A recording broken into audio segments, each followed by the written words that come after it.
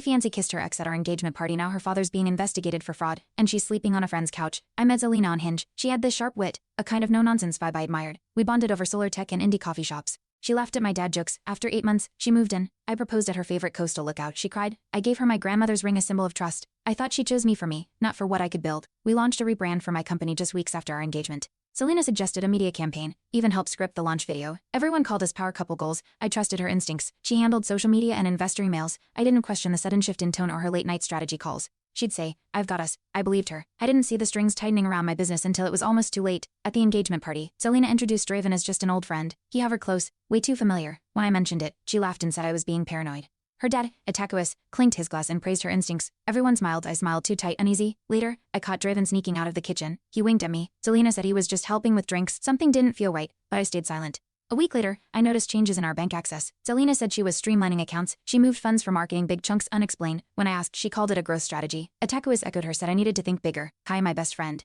raised an eyebrow. Since when does your fiancé run payroll? I brushed him off. I didn't want to look like I didn't trust her. But inside, something started unraveling. One night, I walked into our home office and found Zelina whispering into the phone. She jumped. Said it was Senna from her yoga group, but the screen flashed Draven. I didn't press. I told myself relationships had weird boundaries. The next morning, she gifted me a watch, a little reward, she said. I wore it, but it felt like a leash. Every time it ticked.